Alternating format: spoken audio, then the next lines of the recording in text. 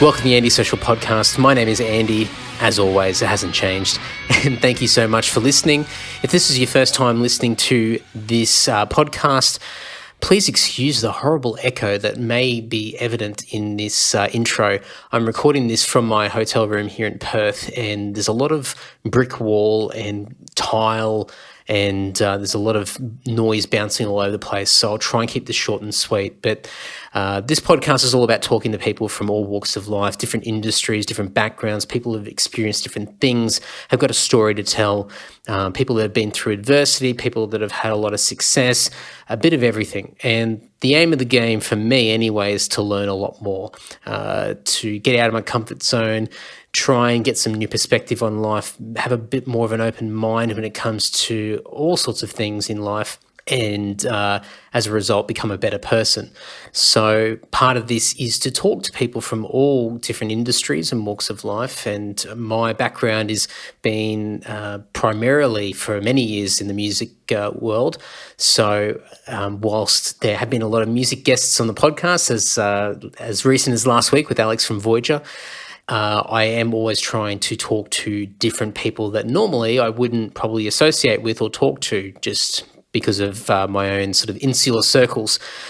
So this week, with that in mind, is an episode with a gentleman by the name of John Stallwood.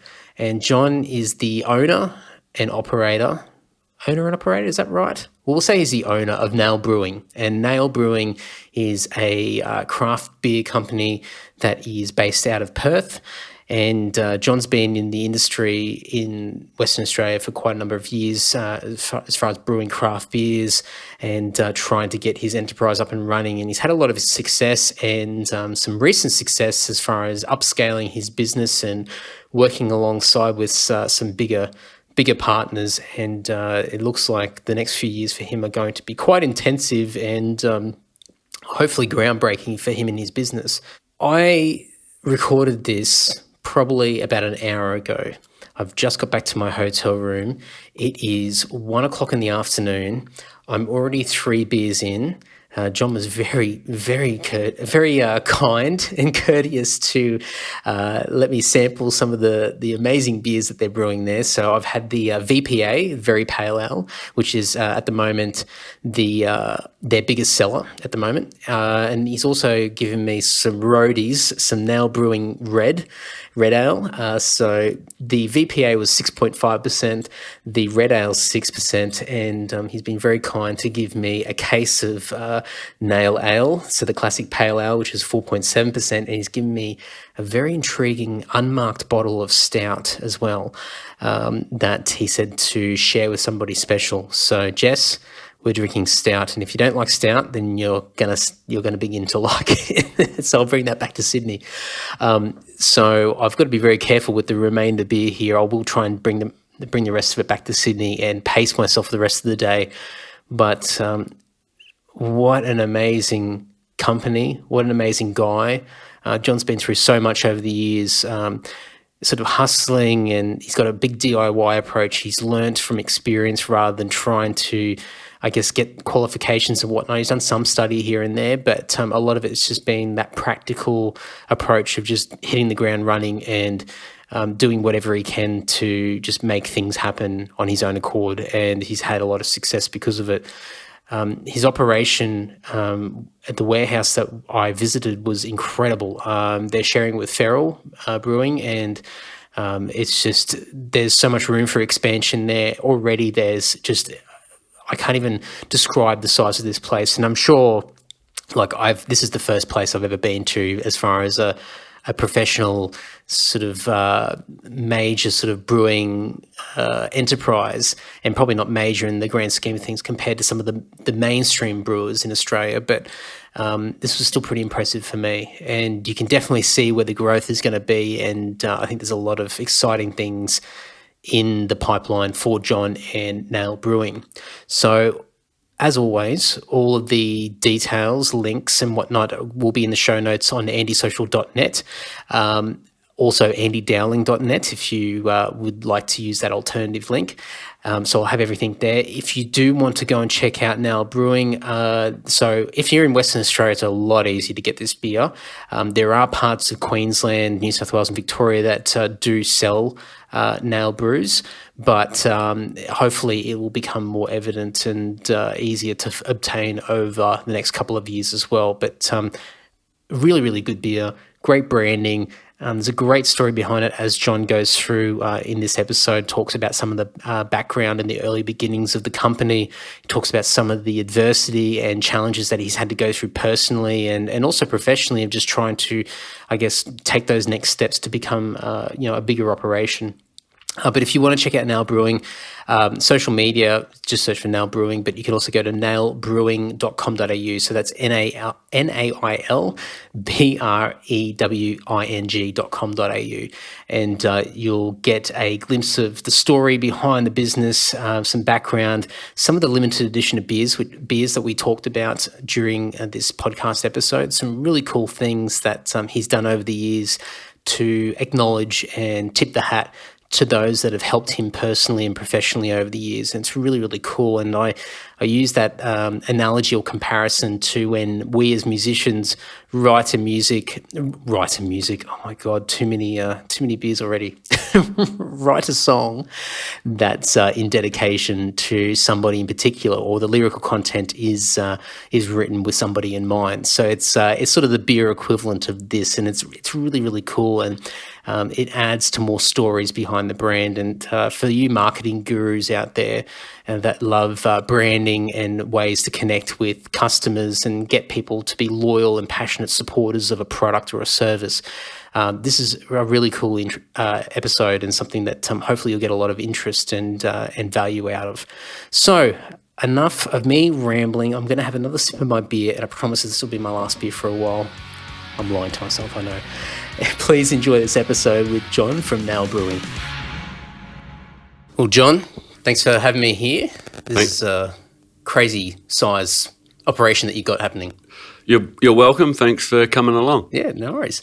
And thanks for the beer as well. This is a nice introduction to the company and to brew. I was just going to say, actually, what are we drinking? Very pale ale. You mentioned this is the big seller at the moment? It is. It's we only brought it out just around Christmas time. Our first beer into cans with the Nail Ale, and it's selling really good, both in package and on taps is slowly growing too. So it's a great inclusion to the Nail range. And it packs a punch, 6.5%. Yeah, let's not say the time it is. That's all right. It's a weekend. I think just to give a bit of background, I mentioned this before. I was looking for people to talk to when I was coming over here for the weekend in Perth, and I've got a friend of mine who loves to think of himself as a bit of a beer expert, and I asked about some of the independents that are over here, and Nail popped up, and so doing a bit of research and reading the website and seeing the background of the business and the origins and whatnot, it seemed to be an interesting one to approach, and I'll probably be meeting up with him later on today, so I'm sure if we can track some down, I'll have to ask you what the distribution of this is like as well. But that's how I'm here right now, drinking an extremely cold and refreshing beer, so it's fantastic. Yep. No, it's been a long journey with Nail. We started back in 2000. Actually, we turned 17 on March 23rd a couple of days ago. All right, okay. And so it's been a long journey, many ups and downs, and passion and never give up attitude keeps us moving forward. You've reading on the website, because one of the good things that's I think, and this is probably from a marketing point of view, that seems to connect a lot of people to particular brands and whatnot, and you get a lot of loyalty, is to have that sort of personal connection, that story. And reading sort of the origins of yourself in sort of the beer industry and brewing and working in sort of that craft beer world, and then eventually forming this, and then the steps after that, getting to Brew Corp as well, and moving into this massive warehouse, which you just walked around and showed me. It's just incredible, the size of this place. It's quite interesting to see that journey and that story. Was there a reason as to why you wanted to sort of really highlight, I guess, the background on the website and talk about that story? I guess where it started was back in 1994. Yep. Me and best mate Luke bought another best mate Craig a home brew kit, hoping that he would make us beer. It was above our budget, but we thought it was a good idea. But unfortunately, it backfired, and Craig, after a couple of batches, gave the brew kit to me and said, "You make the beer." So this is a long time ago, 94, and I started home brewing, and the beer was inconsistent.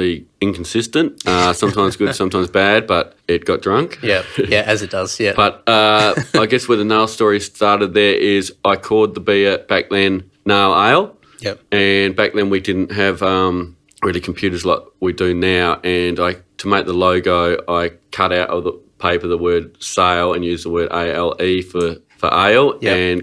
and used the word the letters L and A for nail, and then just drew the N and the nice and the nail myself, and photocopied it, made posters, and people started stealing the posters, and I started getting orders for the beer, but the beer needed improvement. Yep. And I wasn't doing commercially, but it was just on the friend front, and I got some T-shirts made, and got a bit of passion started, and so in 95 I registered the trademark Nail Ale, and then finished my studies and did a little bit of travelling to the US and saw things happening, and realised that if I do want to make the move into brewing, I need to know how to brew good beer. Mm. Unfortunately, back then there weren't any educational facilities in Australia that backed people wanting to learn to brew beer, but opportunity popped up at University of Ballarat. They used to run a brewing course 10 years earlier, and they had an old facility there, a pilot brewery with a 100-litre pilot system, and they let me do honours in science. Wow, yeah. And my project was development of a full-strength ale, and I did basically 45 test batches of testing beers, of seeing what people wanted, like testing the colour, testing the bitterness, testing the flavour, testing the alcohol levels. And from that, I learnt a lot of what the market wanted in like 1998, 1999. And basically everyone was Australian. All Australians were pretty much lager drinkers. Yeah, yeah. The market was dominated by the two big breweries. It still pretty much is today, but changing. And there was no craft beer.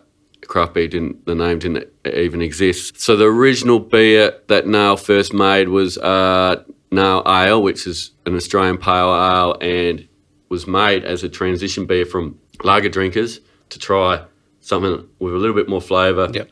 Not too full on, but worth try, and a bit of a transition beer. Yeah, exactly that. So I studied brewing, but then obviously needed a brewery, and I spoke to my dad used to sail with a friend, and he was related to Maurice Brockwell, and Maurice Brockwell, he unfortunately passed away in about 2003, but he was a creator in many of the theme pubs like Rosie O'Grady's, Bridie O'Reilly's, Moon and Sixpence, Elephant Wheelbarrow, and I had a little proposal about setting up a 100-litre pilot in some pubs around Perth. Yep.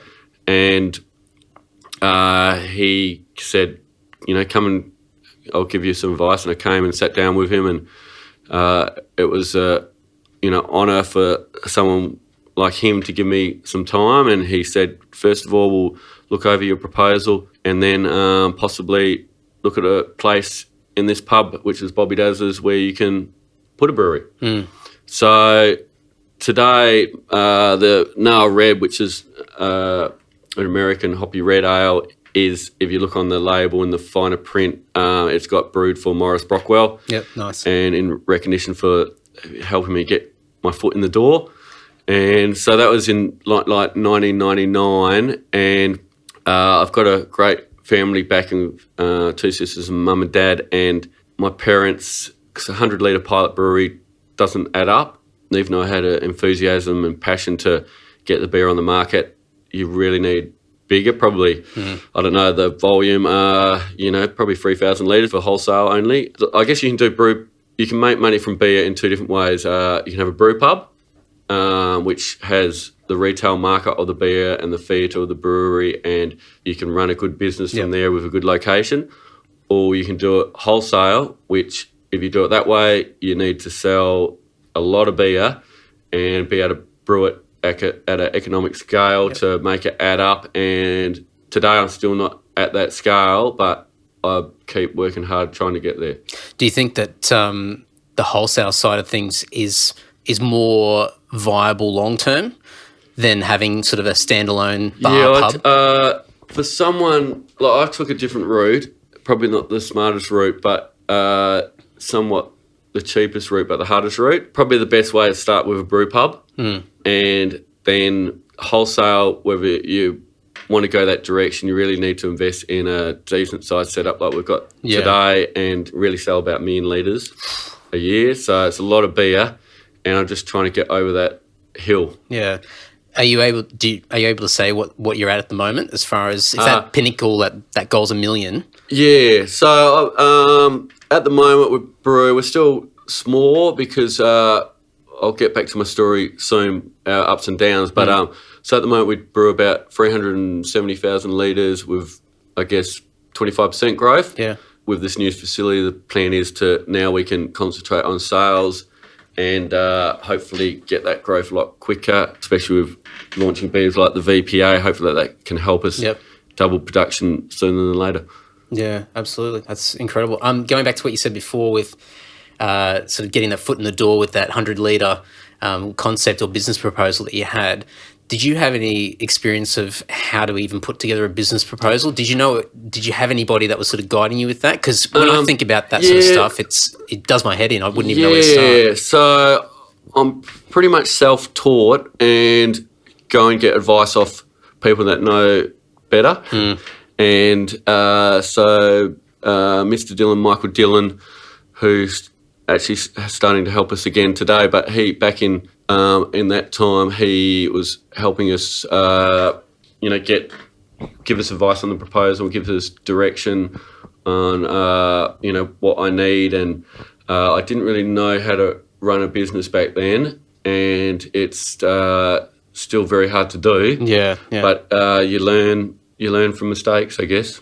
That's it. Well, that's probably the DIY approach, isn't it? Where even from our backgrounds with music and whatnot, you just learn as you go, and sometimes you probably get quicker traction and you get better results or quicker results by just diving in and just giving it a go instead of spending a lot of time studying and trying to find the perfect set of circumstances to make that first move, and you end up missing the boat altogether. So sometimes it's just better to just blindly jump in and give it a go. I'd often also one of the first beer books I ever read was Laurie Strachan wrote it, and I sent him a letter and saying, how can I get into brewing? He was the one that told me about University of Ballarat, and he told me about a software program which I still use today, which I bought on a 3.5-inch disc. Yeah, but it's a bit more complicated to use on the new computers, but.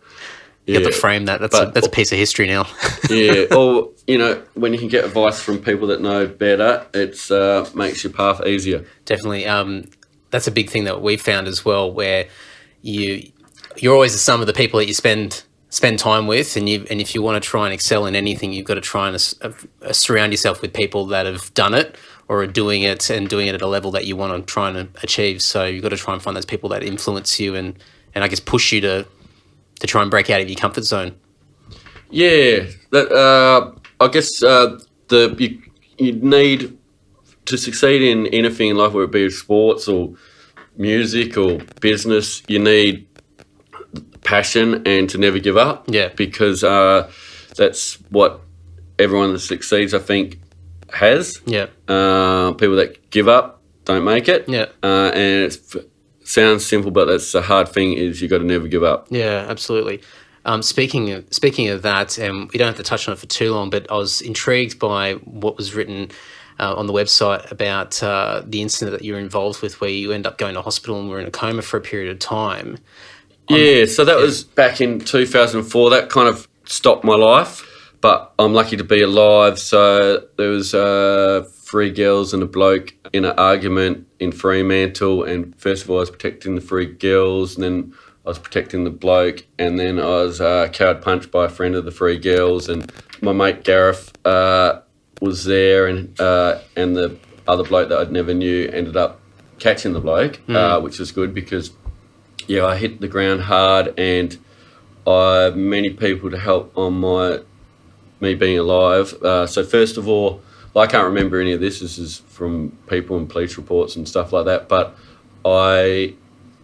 first of all, the police said that I had to go to hospital, and pretty much enforced me to, I think, and they saved my life there because it was on Easter long weekend, and I would have gone home and gone to sleep, and my friends were away that weekend and would have died in my sleep.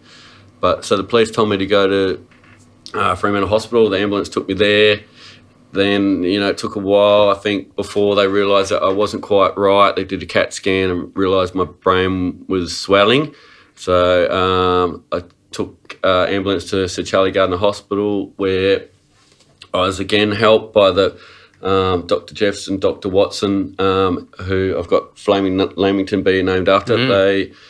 And the whole team there did a miracle.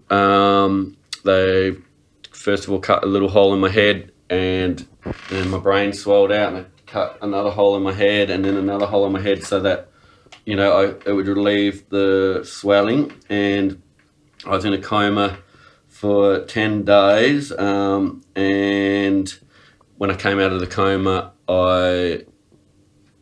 when I was in the coma, I had all bad hallucinations. It was a nightmare, but and this, I guess, this whole episode was a nightmare. But when I came out of the coma, my family, who always support me, were around me, and I couldn't talk. I was like, thought I'd been kidnapped by drug dealers and that I was in America. And I don't know, but the family around, I was trying to tell them that this is what's happened, and they slowly pieced things together that's what I was saying, and then, must have been like going, oh no, this is not good. Because that wasn't true. And so then I was in intensive care for 3 weeks and started to learn to speak again. I couldn't even really write properly. I tried writing to get my communication across. 3 weeks intensive care, then went to Shenton Park, Ward 1. I was there for another 3 weeks. So over this time I had a big hole in my head, which is kind of a hard time to just being from hard working to suddenly being in hospital and, just surviving a near-death experience. But I was lucky to be alive, and I then, after 3 weeks in Ward 1, I then was for the next year doing rehab 3 days a week and getting my physical health back, getting strong. I was probably the strongest I'd ever been because just going to the gym, trying to get my health. 7 months I had a hole in my head, and then they put some titanium in my head. It's amazing how good our health system is when you don't appreciate your doctors and nurses and stuff until you're in that position. Yeah. And then they make the world so much better and help us when we're down, and then never appreciated enough, and you don't really thank them ever. And but I'm sure everyone that comes out of hospital is appreciative of what doctors and nurses do. That's the incredible thing. And there's a friend of mine that I've had him on the podcast in the past, and he had a double lung transplant a few years ago, and he's only one of a handful of people that have successfully had it and survived. And he was in a coma for a month, and just when you mentioned about the drug dealers and the thing in the US and whatnot, he had a similar thing where he was getting kidnapped in a hospital in the United States, and then got taken over the border into Mexico, and he had these crazy dreams, and when he was coming in and out, he didn't know what was real and what wasn't, and it was an incredible thing. But one big thing that he said from the whole experience was that his whole view on the healthcare system in Australia is just, he understands now how amazing it is compared to the rest of the world. Like, if he was in the US, he would have died. Yes. It was just the support, and even from a financial point of view, it's just not there. So, touch wood, I'll never have to utilise those services, but to get that sort of insight from other people that have unfortunately had to go through it all, it's pretty incredible. Everyone, unfortunately, does have to go through it sometime in their life. Definitely with someone they know, whether all themselves. It's we need to keep it like that. Yeah, definitely. Has I guess going through all of that, did that change your perspective when you're back up on your feet and you sort of wanted to kickstart everything? So I guess probably I recovered health wise. Very lucky, a miracle in a way. Probably the hardest thing then was that the world boomed. Like property in Perth doubled. Everything boomed, where I lost, my parents saved me from going bankrupt. I sold my equipment to at that time it was the Mad Monk, now it's called the Monk. Mm-hmm. They've still got my old brew house there. And so then being able to start again was impossible. Yeah. For example, we're looking at a place in the Swan Valley and it was $500,000 and I thought that was expensive. After my accident, which really took a couple of years to recover, it was like 1.2 million. And it just became impossible. Yeah. So that changed what I did. I did a little bit of consulting and became a gypsy brewer where I'd brew at other premises such as Jarrah Jack's. And then in 2008, I moved to Edith Cowan. They had an educational facility. And so I brewed at Edith Cowan from 2008 to about 2011. Mm-hmm. And always looking at the positives of negatives. One of the positives of me being having to brew at Edith Cowan was though it wouldn't add up financially and still hasn't, but Hugh Dunn, who's been a mentor to me, he and the Imperial Brown's named after him. He did educated all new brewers coming through in that period, and I got to learn off him for 5 years and pick his brain, and like to get answers for brewing problems you can't Google. There's you need someone that with the science and technical brain to be able to give the proper answer. So I was great to be able to have him as well. He's a best friend and still today, but to learn off him, and he really helped me lift another level. Yeah, it's incredible. I think one thing I noticed on the website was you've done, I think you call it the brew log. And so you've done a number of limited edition beers over the years that have sort of been in tribute to friends and people that have supported you and I guess the business to get it to where it is today. Yeah, so I find it hard to do that now in the transition, but I've done quite a few. And so the first one was Dun Brown for Hugh Dunn, which while I was waiting for the labels to get done, I did the Imperial Brown, which is now part of the core range, which is the no Imperial Brown. But then I did a Ralph beer, which is a smoky kind of bacon beer for my sister Catherine and Curly, who financially they've loaned me money when I needed it. Yep. And they've always supported us. Same as my other sister Jennifer and Kevin. But then the third one was Clayton Brew, which we're going to brew again this year. It's similar to Clout Stout, and that was brewed for my son Clayton, who, when my first son Tarzan was born in 2010, had more time as a father, but in 2012 when Clayton was born, I was working long hours getting the new warehouse happening, and it was kind of brewed for him for that. Then the next beer along, and now Clayton Brew we're going to have as an annual beer. Speaking of that, also on the VPO, which is a new beer, you can see it's got brewed for Clayton and Tarzan, my two sons. Oh, that's great.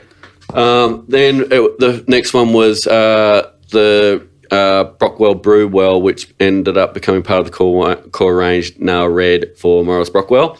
The next one after that, I think, was Gareth Skywalker, which is brewed for Gareth, my friend who helped catch the guy that attacked me. Oh, yep. So, which ended up leading to we had a agreement that he would get a 2-year suspended, or he'd get a suspended sentence if I had mediation with him, which I needed to have mediation with him to move on. Yeah. So we had mediation where I sat on one end of the table, he sat on the other, and have a mediator, and it kind of gave me closure of that to be able to move on. I understand he didn't mean to hurt me like he did. Unfortunately, he did. But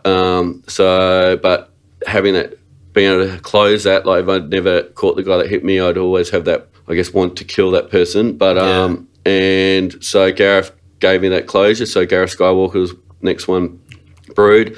Then I did Wombat Wheat, which is named after Jamie Wombat Stranger, and he helps me continuously all the time with legal advice. He's helping me now. He's helped me in the past. He's helped me from the beginning.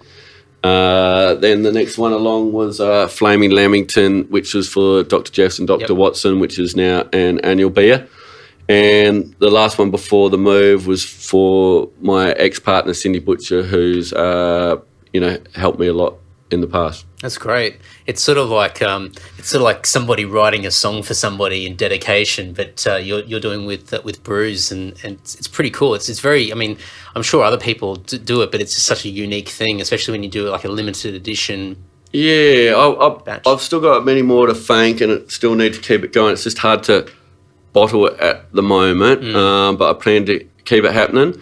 This year, we're just going to focus on the annual batches, which are like Clayton Brew, Red Carpet, which is still to be named after someone, but it's got to become an annual beer, and Beazle Brew, which we brew for one of our ex-distributors whose son passed away when he was 21, a tragic story, and we all keep that happening too. Yeah, right. It's it's really I quite enjoyed reading through the different beers and just where it's linked to, and there's a story behind each one. It's quite, especially for me playing music and a lot of friends that write songs and do a lot of original music, and they're always writing with somebody in mind or a situation in mind. So each song's unique, and with this, it's each beer is unique and it's got a story behind each one. The other one I was really intrigued by that I saw on the website was the Antarctic one that you did a little while ago. That's incredible. Do you want to give a bit of background on that one? So my brother-in-law, Kevin McGinty, he has been on the Sea Shepherd 3 times down in the Antarctic, trying to stop the Japanese whaling and using research as their way to kill whales for food. And so he brought us back some ice from the Antarctic, from an iceberg from the water, and then melted it down and sent it from Tasmania to me in Perth, and we made about 30 bottles of it, and all the money sold went to the Sea Shepherd as a fundraiser, and it really took off. The first bottle sold for 800, but the following one by another doctor over east, I can't remember his name, but in New South Wales, who it was a good way of giving money to the Sea Shepherd, but kind of having a little gift as you do it, I guess. Yeah. So it's really why this beer sold for 1,850. Yeah, wow. And then from there, the rest sold for between 800 to 1,200. You know, Clancy's bought some, and a lot of people got behind giving money to the Sea Shepherd by buying the beer, and it would have raised over $30,000 probably. And it's incredible. Captain Watson sent us a thank you scroll, which was appreciated. So it went crazy on the internet because it was kind of the world's most expensive beer.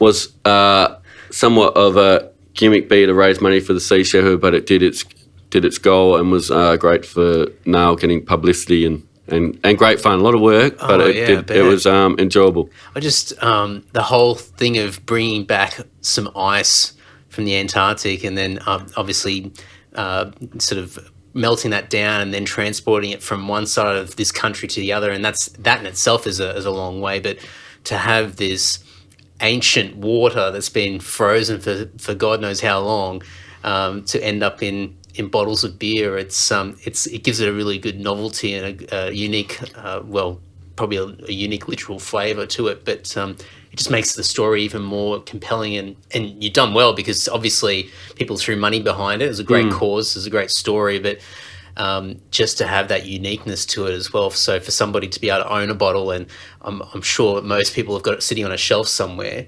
But just to say that, you know, what's in that bottle is from the Antarctic as well. It's really, really cool. Yeah, it worked out good for everyone involved, from the people that bought the bottle to Niall to the Sea Shepherd, and it was hopefully, I guess, more people would do something like that to raise money for a charity. Yeah.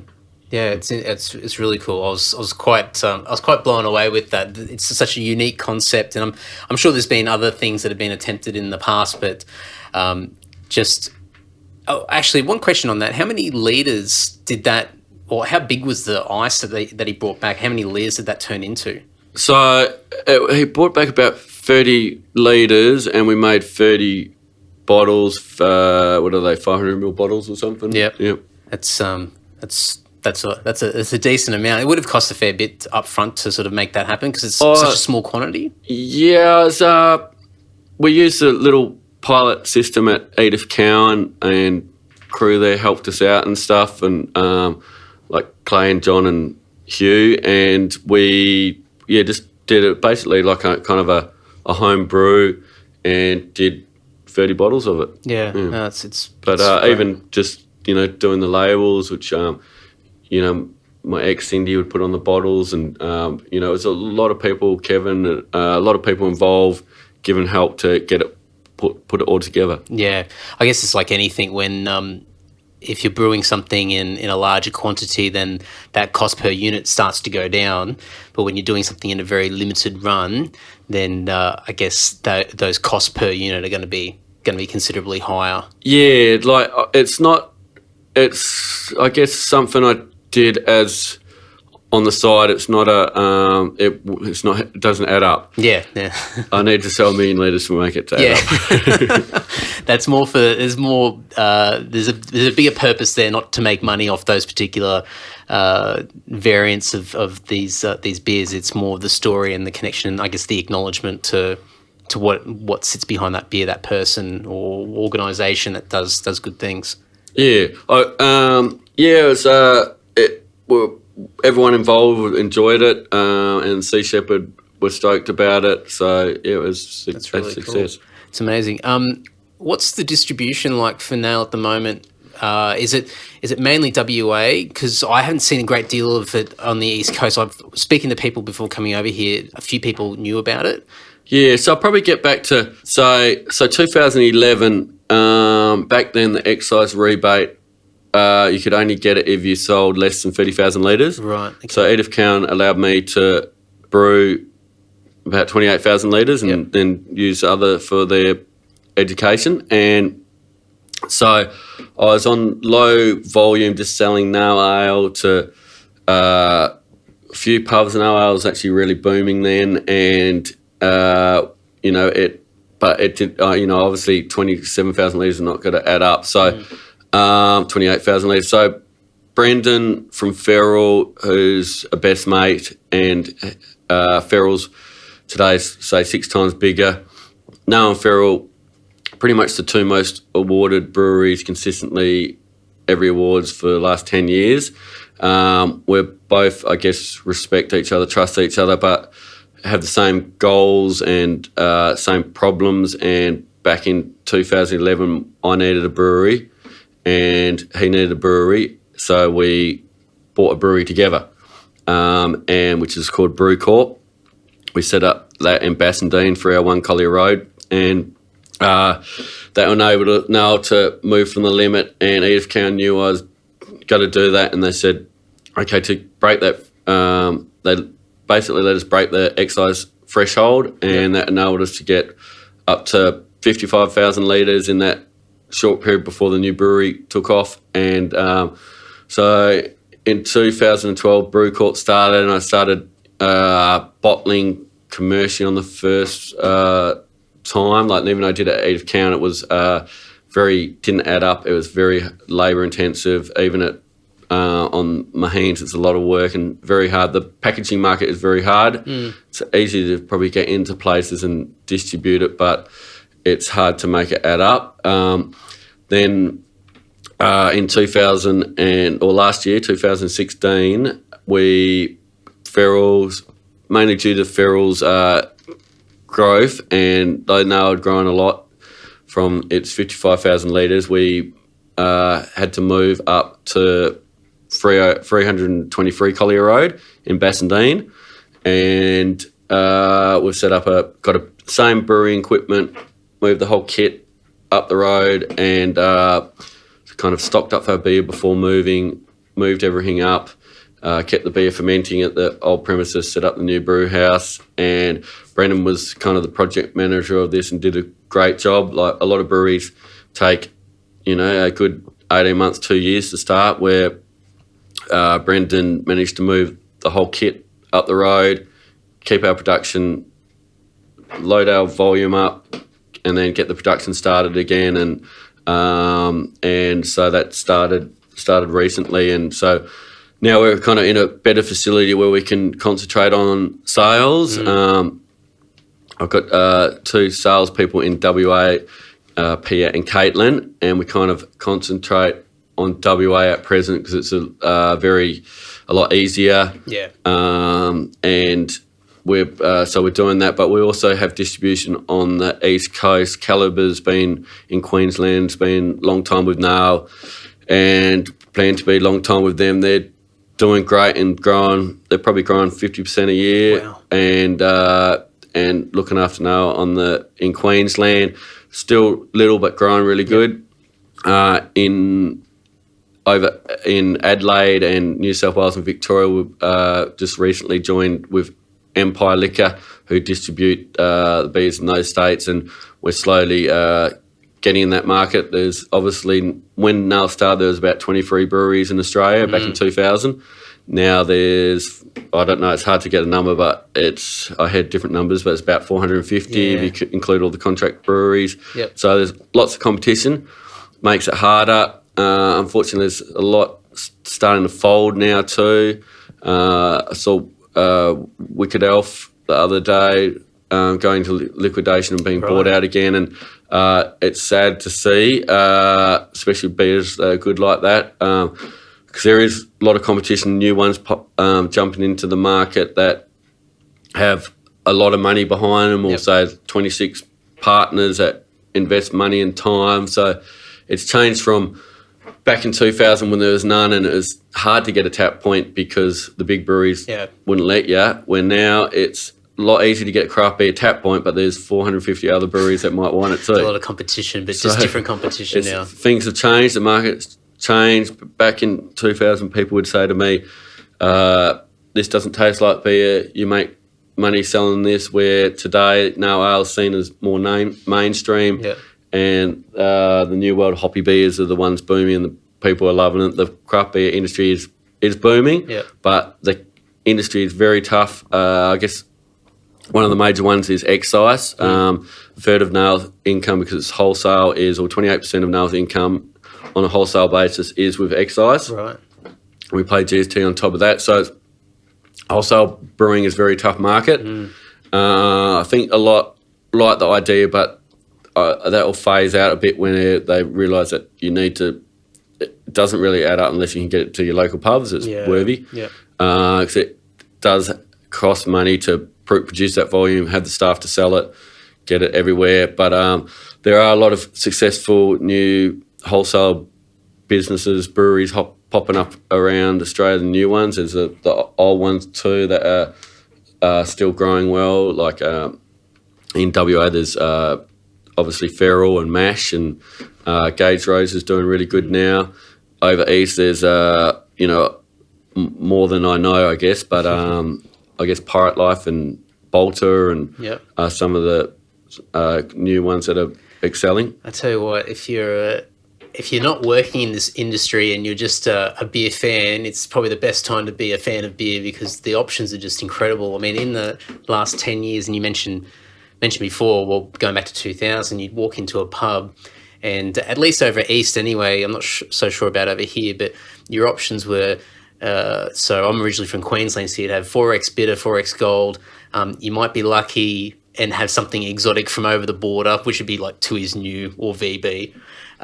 So the options were never amazing, and you just grew up, that's all you knew. And as you said, our background's been very much a sort of a lager a lager drinking culture. And I remember when some of those first sort of hoppy beers and the ales started coming through, where people were drinking it and going, "This is not beer," especially the old school. I mean, I remember when I started getting into some of the more craft beers or some of the ales, especially I would always go and get the imported beers and stuff from Europe and whatnot. And my dad was like, "Oh, what's this? This doesn't," like, it's smelling the beer and going, "This is not beer." And even now, like, my father-in-law is just a loyal to his new drinker, and that's just all he drinks. But every once in a while, I'll leave a beer in the fridge by accident. He'll go and have a sip of that, and he'll end up drinking it. So it's I think for the younger guys and the guys that are heavily involved into that industry, it's a pretty exciting time to be around. And I guess for that older generation who'd grown up with the lagers, I think they're starting to see. It's probably been growing pretty rapidly, but I think more people are starting to jump the fence and start to try some of these other beers. Definitely. They are, unfortunately, the bigger breweries are kind of very still competitive, but more in craft beer now. Yeah. But definitely the market is changing the craft beer. The majority is still lagers, and it, I guess, always will be. Yeah. But there's a lot of locals that support their local breweries in all around Australia, and are willing to try something different with more flavour and just try something new. And it's exciting. It's been an exciting trip to see it change from people not wanting to drink it to people loving it, and now you get people that are nearly obsessed with it, like on Facebook, the Perth Beer Snobs, that are kind of very critical on beer, and I basically just read it and listen to it, but they're pretty passionate about their beers. It's kind of like it's like sporting teams and being loyal or something like that. So if you find, like, I'm sure you've got loyal people that just are passionate about Nail, and they'll preach the wonders of Nail to everybody else. And sort of like, if you were back 20 years, there'd be people that just religiously would just drink New or Carlton or whatever else, 4X, and not drink anything else.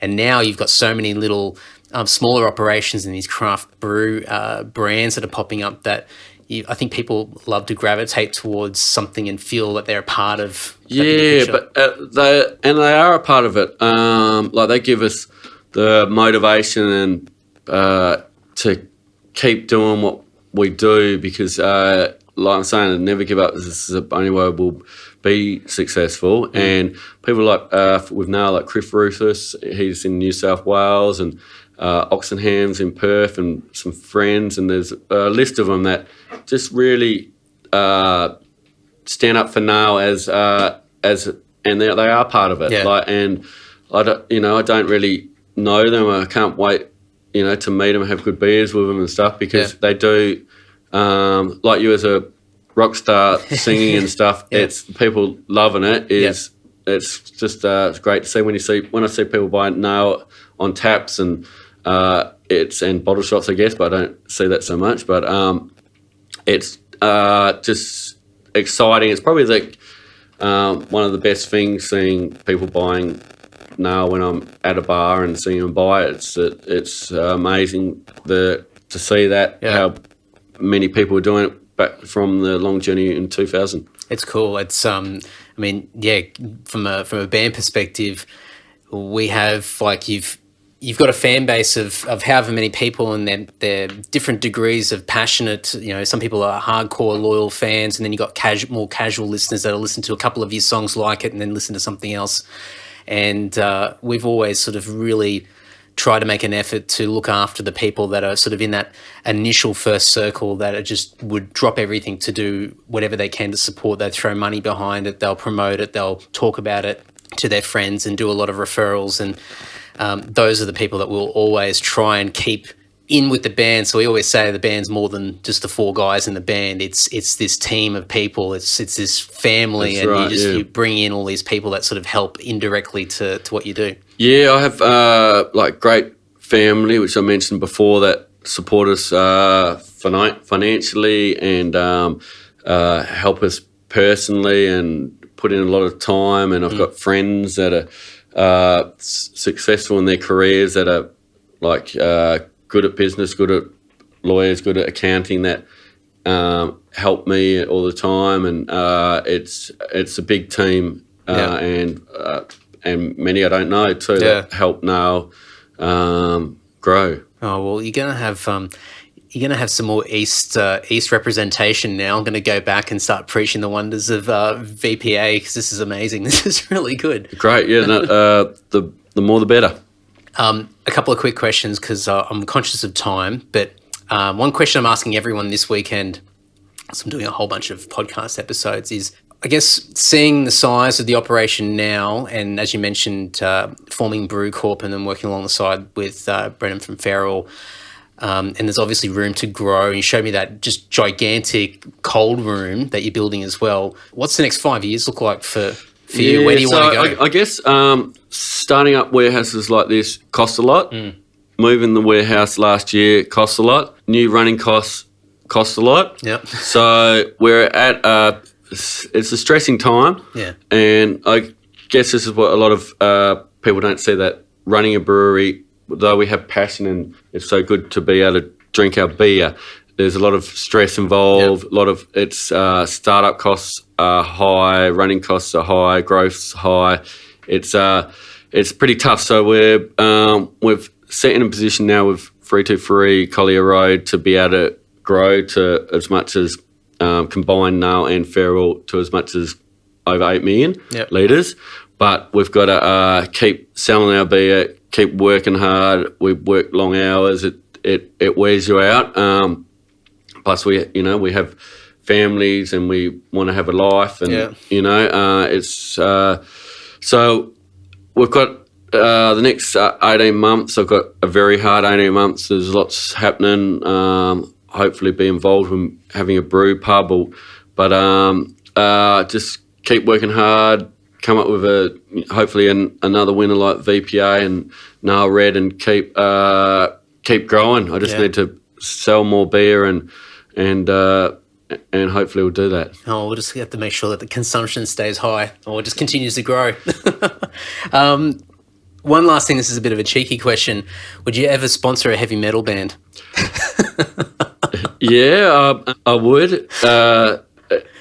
What I'd need kind of in that is to have the beer where they play. It would be I'd always and same as sporting events or whatever. Yeah. No, would like to help. We don't have money in the bank account, but we've got beer that we can supply and do a sponsorship with beer, for sporting clubs, for good bands, for whatever. But it's just like local breweries supporting locals and local drinkers supporting local breweries, bands and everything. It's all what craft beer is about, locals supporting locals, yeah. Yeah, it's cool. Well, thank you very much. I'm watching the time, and I know you've got a busy afternoon, and I've got to keep jetting. But thank you so much for showing me around. This is incredible. Like this exceeded what expectations I had. I didn't really know what to expect, to be honest. But this is an immense operation that you got here, and as you said, like the next 18 months to 2 years is going to be pretty grueling as you try and keep your head above water with all these new costs and higher costs that you have. But just wish you all the best. It's a great beer, and I'm looking forward to trying a few more. Hopefully I'll find some places around Perth over the next 24 hours and I'll indulge. I appreciate your time too, and good luck with what you do. Yeah, thank you. Cheers. Thanks. Thanks, everyone. I really hope you enjoyed that episode with John. As said, all the links and everything we discussed will be in the show notes over at andysocial.net or andydowling.net. So you can go and check that out. You can go to nailbrewing.com.au and you can find Nail Brewing on most social media platforms as well. I have all the links on andysocial.net anyway, if you want to make it easy for yourself. Really, really cool. A lot of fun. That was a really, really fun episode. And thank you so much to John for spending some time on a Saturday morning to have a chat to me at the warehouse. Some lovely gifts as well. And hopefully this will be the first of many conversations with John. I'm so cheeky asking about a sponsorship. But who knows? Who knows what we'll bring in the future? But it's really cool to meet new people and learn a lot more about people that are really trying to make an impact and find success and achieve greatness. And John's certainly somebody that's stuck at it, has resilience and persistence to really sort of achieve some of the goals that he set out to achieve. Now, before we wrap it up, as I said, everything's over at andysocial.net. If you do want to support this podcast, please hop on over to any of my social media platforms. So Instagram, Twitter, Facebook, I think... what else have I got? YouTube, of course. You can go over to those different social media platforms. Please like, rate, review, share, tag, all those different social media actions. Do that. This podcast, if you were listening via iTunes, please rate and review it. The more ratings and reviews that this podcast gets, the more reach it will get, the more exposure we'll get, the more listeners that we'll get. And it'll help me continue to push this podcast to, I guess, greater borders, greater distances. I'm losing track of what I'm saying here. But it's going to make it bigger and better, and it's going to help me find more people from all walks of life and make this podcast continue to get bigger and better. So thank you for everybody that's been so loyal over the last couple of years, as always. And I know I get a bit gushy at the end of these episodes, but thank you so much. And we'll be back next week with another episode. It'll be one of quite a few for my Perth weekend. I'm about to get moving for my next podcast interview, and this next one will be out next week. So we'll stagger them out. More coming. Enjoy. Tell a friend. Let me know what you think. Throw me some suggestions of more people. I've got quite a few more cities to do for the rest of the year. As I said, I'm doing every capital city in the country for 2017. So I've still got Melbourne to come in May, and I've still got to book Hobart, Brisbane, Canberra, Darwin, and I've got a few Sydney ones popping up as well in the near future. So there's a lot happening, and your support means a hell of a lot to me. So lots of exciting times to come. Thank you so much, and you'll hear my annoying voice next week. You're ready, social. You're